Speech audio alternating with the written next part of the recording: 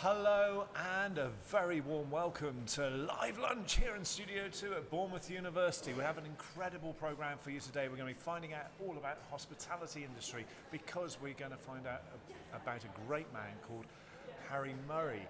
He's going to tell us all about employability within the sector. And well, he's not actually. That's not quite true because he did that last week. His grandson's going to tell us all of those things, and he's also going to tell us about Harryisms, whatever that is. Stay tuned to find out. So, before we do anything else, let's find out who's with us today. What are you doing here, James? I'm JamesMurray. Yeah, I'm a second year TV student at Bournemouth University, and on Tuesday I got the opportunity to bring my granddad in, Harry, to be interviewed by Helen Rivero on her employability show. Yes, and we're going to be finding more about Harryisms in a bit, but before we do all that, what was he actually here to talk about? He was here to talk about... First and foremost, hospitality. Yeah. So he comes from, his entire background is hospitality. He's worked since working in the kitchen as a late teenager and working his way up to being a manager of a hotel, and then finally chairman before retiring. So he has a huge story to tell. And he did, and it was fantastic. It was a wonderful programme. Yeah. I'm not so sure about the crew. Who was directing that day? I was. Oh no, sorry. Amazing direction that day. That was you, wasn't it? Yeah, and the fantastic crew with Nick Nicholson as well, who's here today. Yes. And Devon Diamond is also here today. They're both second-year students. Fantastic. You can find them on LinkedIn as well if you search up their names. So yeah. Absolutely. And what is fantastic is that yes, you, Nick and Devon are all volunteering today to help our first years, because it's actually behind the cameras, guys, you won't know this, but behind the cameras are our first year students. This is the first time they've ever been in Studio 2, so the first time they've laid hands on this equipment and done this style of programming. So if you're enjoying this program, thank you very much to the first year students who are producing it. And actually what's really amazing, James, is that you, Nick and Devon, as I say, have volunteered to come in today to help the first years. But it's a shrewd move, because what you're doing is generating your personality, your embedded personality dispositions as professionals in this space, which will help you in work placement, etc. Absolutely, but actually, your granddad was talking about that in hospitality as well. That's something he's very keen on, isn't it? Ensuring employability. Yeah, he's a big advocate of young people in hospitality. He's part of Hospitality Action, an organisation you can find online if you search up, and it's all about supporting young people in hospitality, because there's a rich history of, fairness in the hospitality, the way people are treated. It's generally quite unfair.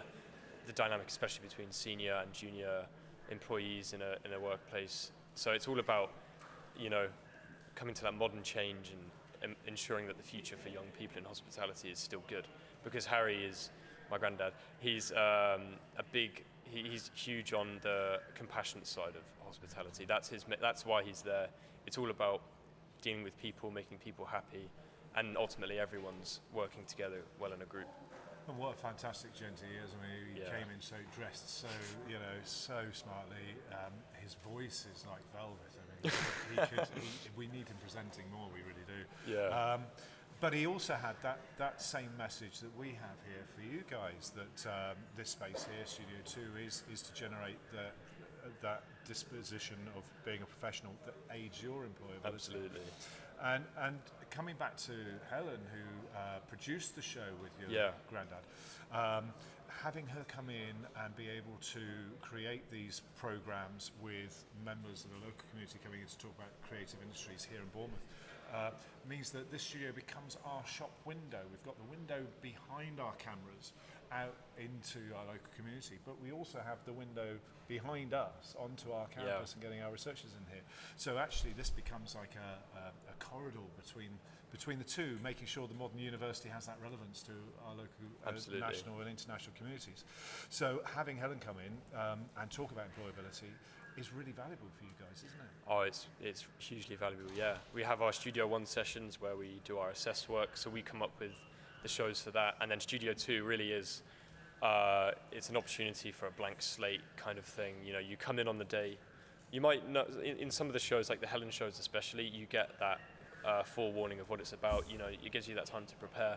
But ultimately, you normally come in on the day and you set up and you decide what the show is on the day. And it's an opportunity to just will not work under too much pressure, but you're in a professional environment, so everyone is encouraged to work professionally with each other and collaborate, and it's just great experience. It's like being an airline pilot. You get those hours in the office. Absolutely, and yeah, they have to do it in a simulator because if they crash, it's bad. But here, and you could say this is the simulator for television studio very much crew, so, yeah. because we do encourage you to try different roles, and mistakes are actually rewarded because we want those to come forwards in the feedback meetings after the production. How do you feel about feedback meetings? They're probably one of the most valuable parts of the whole experience, I think, because it's all about, if we did the whole show and then we all just went home, it's you don't have that conclusion to it. You don't have the closure of addressing the issues that you have, because there's always issues.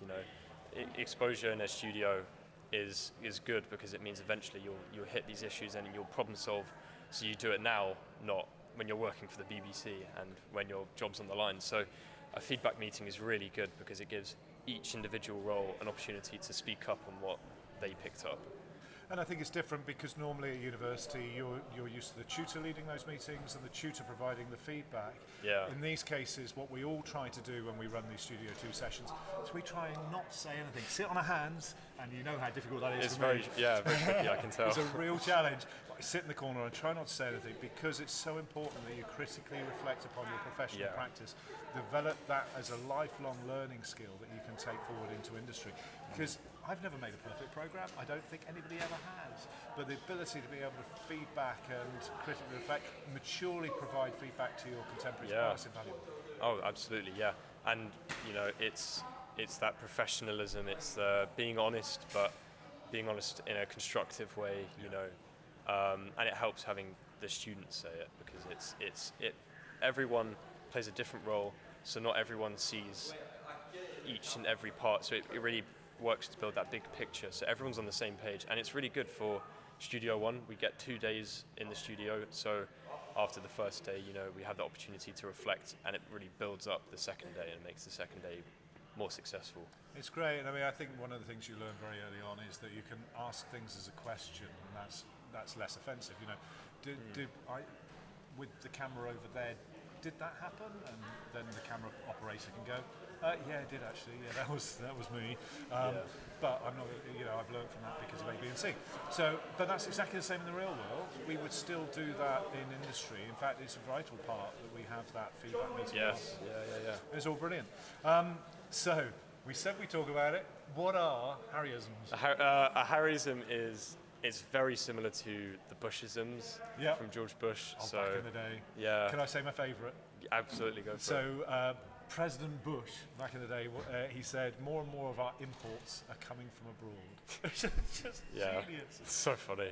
Yeah, that was really funny. But Harryisms are very similar. They're kind of they're mixed more mixed metaphors in films. Yeah, it's.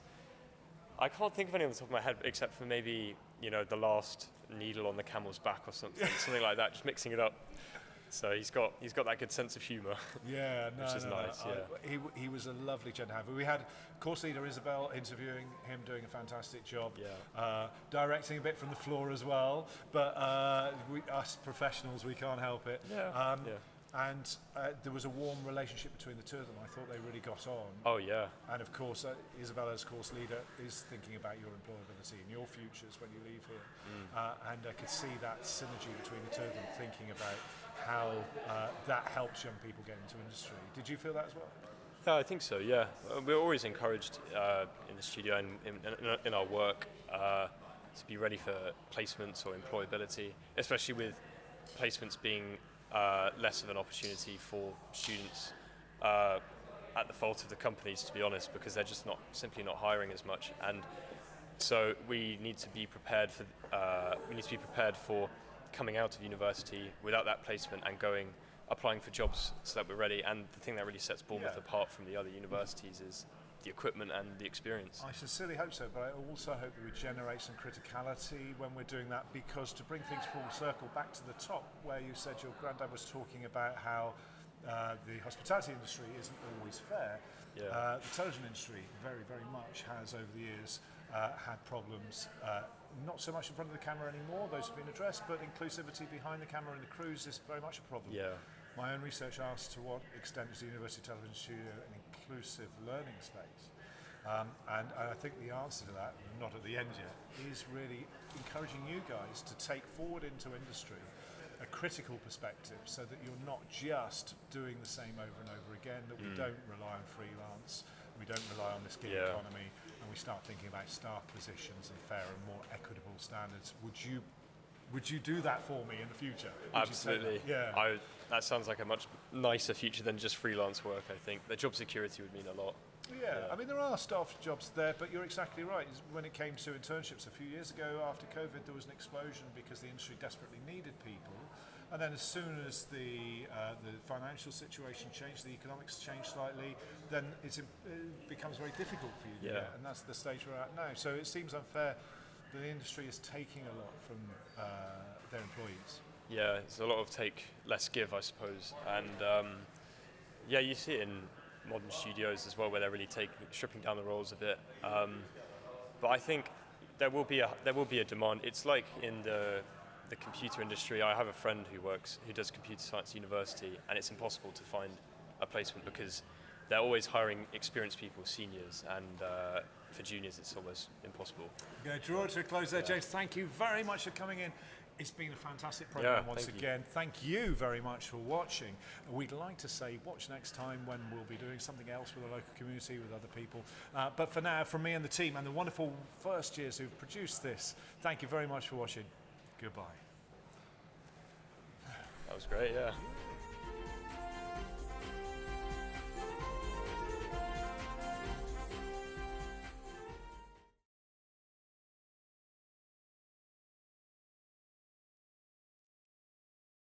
That was bang on.